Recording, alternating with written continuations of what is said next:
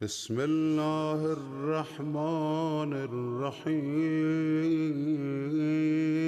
رسم ازا جاری رہے، رسم ازا جاری رہے۔ اعوذ باللہ من الشیطان الرجیم، بسم اللہ الرحمن الرحیم۔ قال رب اشرح لي صدری ویسر لی امری واحلل عقدۃ من لسانی یفقہوا قولی۔ عزاداران امام مظلوم، محرم میں ہم امام حسین علیہ السلام کی قربانی کو یاد کرتے ہیں، امام حسین علیہ السلام کا غم مناتے ہیں، کربلا کو یاد کرتے ہیں۔ تو ابھی ایک لمحے فکریہ یہ ہے کہ جو محرم ہے یہ رسم ہے یا ذمہ داری ہے۔ عزاداران امام مظلوم، ہمیں اس بات پہ غور و فکر کرنا چاہیے کہ یہ محرم کوئی رسم نہیں ہے، یہ محرم کوئی پرمپرا نہیں ہے، یہ محرم کوئی ٹریڈیشن نہیں ہے، بلکہ یہ محرم ایک ذمہ داری کا نام ہے، یہ محرم ایک رسپانسبلٹی کا نام ہے، یہ محرم ایک قوم کی ذمہ داری ہے، یہ محرم ہر مومن کی ذمہ داری ہے۔ اس لیے کیونکہ جو ٹریڈیشن ہوتی ہے، جو پرمپرا ہوتی ہے، جو رسم ہوتی ہے، اس میں کوئی جواب دہی نہیں ہوتی، اس میں کردار میں کوئی بدلاؤ نہیں آتا، اس میں سوچ میں کوئی بدلاؤ نہیں آتا، اس میں کسی طریقے کی کوئی اکاؤنٹیبلٹی نہیں ہوتی ہے۔ لیکن جہاں پر ذمہ داری ہوتی ہے وہاں پر آپ کو اپنے احساس کو زندہ کرنا پڑتا ہے، وہاں پر آپ کو یہ بات محسوس کرنا پڑتی ہے کہ آپ ذمہ دار ہو، اور وہ ذمہ داری آپ کو اس طریقے سے نبھانی ہے کہ آپ کو اپنے کردار کے اندر بدلاؤ لانا پڑے گا، آپ کو اپنے کردار کی فکر کرنا ہوگی کہ میں کس قدر حسینی ہوں۔ وہ اس لیے کیونکہ امام حسین علیہ السلام نے جو قربانی دی، اس قربانی کا مقصد کیا تھا، اتنی بڑی قربانی کا مقصد کیا تھا؟ اس قربانی کا مقصد صاف صاف یہ تھا جو امام حسین علیہ السلام نے کہا کہ میں اپنے نانا کی امت کو بخشوانا چاہتا ہوں، میں اپنے نانا کی امت کو اصلاح کے لیے نکلا ہوں۔ تو عزاداران امام مظلوم،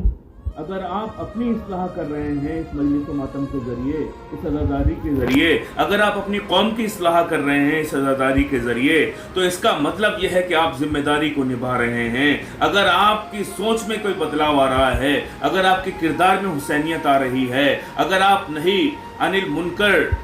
پہ عمل کر رہے ہیں، اگر آپ برائیوں سے بچ رہے ہیں، اگر آپ امر بالمعروف پہ عمل کر رہے ہیں، اگر آپ حق کی طرف ہیں، اگر آپ سچائی کی طرف ہیں، اگر آپ اچھے کاموں کو انجام دے رہے ہیں، اگر آپ برائی سے بچ رہے ہیں، تو اس کا مطلب یہ ہے کہ امام حسین علیہ السلام کے مقصد کو آپ نے زندہ رکھا ہے۔ امام حسین علیہ السلام کے مقصد کو زندہ رکھنے کا مطلب یہ ہے کہ آپ اپنی ذمہ داری کو نبھا رہے ہیں، آپ اپنی ذمہ داری کو محسوس کر رہے ہیں۔ تو ہاں میرے دوستوں، میرے بھائیوں، اور میں اپنے آپ سے بھی یہ سوال کرتا ہوں کہ اس بات کا احساس رکھو، اس بات کا احساس رہے کہ جب ہم محرم منائیں تو ہم اس طریقے سے منائیں کہ یہ محرم ہمارے لیے کوئی ٹریڈیشن نہیں ہے، بلکہ یہ ہماری ذمہ داری ہے، اور یہ ہمارے اوپر رسپانسبلٹی ہے کہ ہم اپنے نسلوں کو یہ میسج دے کے جائیں کہ یہ جو محرم ہے، یہ محرم ذمہ داری کا نام ہے۔ اس محرم کا مطلب یہ ہے کہ آپ غم حسین کو مناؤ، حسین کے مقصد کو زندہ رکھو، اور حسین اپنے آپ کو انالائز کرو کہ آپ امام حسین علیہ السلام کے مقصد کو کمپلائی کر رہے ہو یا نہیں کر رہے ہو، کیا آپ کی سوچ حسینی ہے، کیا آپ کا کردار حسینی ہے، کیا آپ کا عمل حسینی ہے؟ اور اگر آپ نے یہ کردار میں بدلاؤ محسوس کیا تو اس کا مطلب یہ ہے کہ آپ اپنی ذمہ داری کو پوری طریقے سے نبھا رہے ہو۔ میں اپنے ہی ایک قطعے کے ساتھ میں اپنی بات کو ختم کرنا چاہتا ہوں کہ وہ قطعہ یہ ہے کہ خیر سے جینے کا پیغام عزاداری ہے، خیر سے جینے کا پیغام عزاداری ہے، سفر عشق حسین ابن علی جاری ہے، اور اپنا کردار جو آئینہ بنایا ہے وسیع، اپنا کردار جو آئینہ بنایا ہے وسیع، لشکر مہدی دی کے لیے تیاری ہے۔ عزیزداران امام مظلوم، یہ بات یاد رکھیے کہ کربلا جو ہے وہ کربلا